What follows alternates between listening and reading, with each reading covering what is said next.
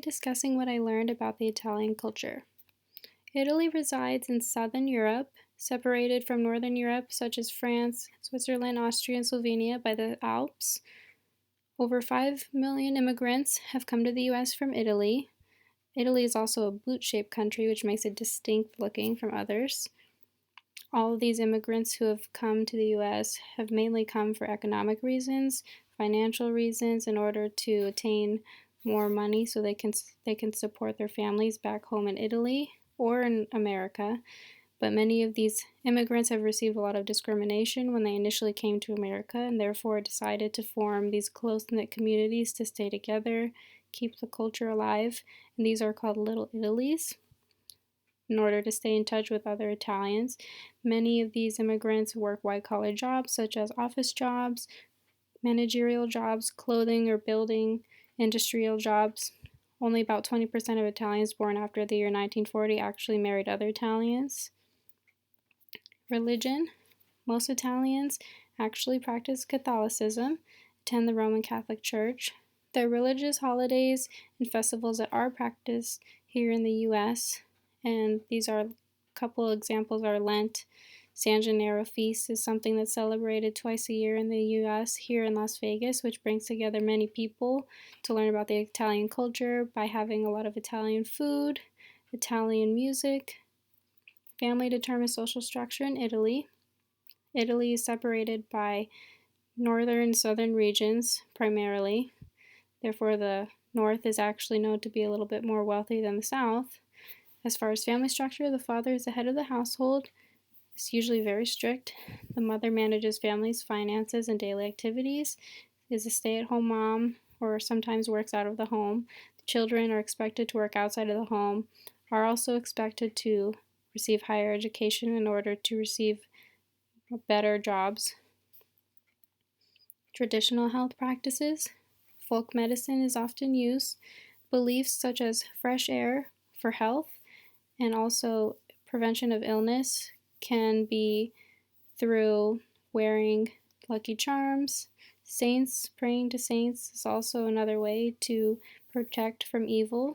Bad air, like I had mentioned, is something that can be caused by pollution in the air or maybe having surgery with the exposure of your organs. Well-being is important for performing daily activities. Illnesses can be caused by contamination, whether it's through contact with an ill person or by genetics. Suppressed emotions such as fear and anxiety, supernatural causes, or even an evil eye. Traditional Italian food is a lot more than what's often seen like spaghetti or pizza. The cooking varies among Italian regions, which are primarily north and south. The north tends to use more dairy products such as butter, milk, cheeses in their cooking and their pasta, whereas the south tends to use more tomatoes, maybe dry pasta, as opposed to the north, who uses a lot more fresh pasta. Tomatoes, garlic, eggplant, peppers, artichoke, cheese are all common ingredients used in Italian cooking. Olive oil, basil, oregano, these all are great components for flavor and sauce, pasta, pizza, any of the traditional Italian food. So traditional uses of food, having proper etiquette when attending an Italian home is very important when having dinner. It's important to use the outside utensils first, wearing a napkin on the lap. Make sure you come with an appetite when dining at someone's home. And also it's important to make sure to wait till everyone is finished eating before leaving the table. So as far as meals go, breakfast is often just pastry with coffee. Desserts are often also pastries or coffee. Lunch and dinner consist of an antipasto, which is like an appetizer or starter, which are usually cheeses, breads, or cured meats. A primo, which is a pasta or rice dish. A secondo, which is a main course, usually consisting of fish, meat, or poultry. Vegetables and salads are usually considered side dishes, as well as pizza. Pizza is also considered a side dish, not a main course. And then last but not least, dolce, which is a dessert, which often can be fruit, cheese, pastries, or gelato.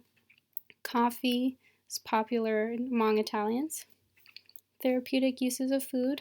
So liver, red wine, and leafy greens are good examples of foods that are good for the blood. Garlic cloves are important in preventing or maintaining respiratory infections. Eating a clove a day can keep the doctor away. Vinegars and oils are also beneficial for health. Foods are categorized by wet or dry, heavy or light, acidic or non-acidic. So examples of wet foods would be soups, leafy greens, and soups are also important for healing illnesses because illnesses are known to be dry. So it's believed to heal an illness, which is dry, with a wet food like soup. They're also considered heavy or light. So fried foods and red meats are considered heavy because they're harder to digest, whereas jellies, custards, and soups are more favored because they're lighter, easier to break down in the body. And acidic foods or non-acidic foods, fruits and citrus, tomatoes are considered acidic. Italian food in the United States, so we often see things like spaghetti or pizza. Pizza is very common but very different. Pizza is actually more customizable and actually consists of a lot more toppings than what traditional Italian pizzas would. So American pizzas usually consist of more meats, more variety of toppings, maybe thicker crust, whereas traditional Italian pizza in Italy would consist of more simple ingredients, just simply maybe a couple vegetables, or maybe just tomato sauce with some basil and some tomatoes on the pizza with a little bit of cheese, something lighter.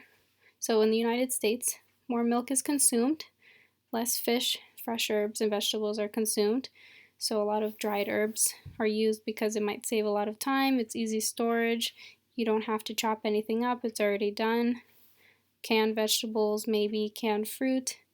Pizza is also super common, but it's not made as traditional. Pasta is also very common, both fresh and dried, but a lot of people make pasta using already made dried pasta because it saves a lot of time, but it's still just as delicious, and you can find it at any grocery store.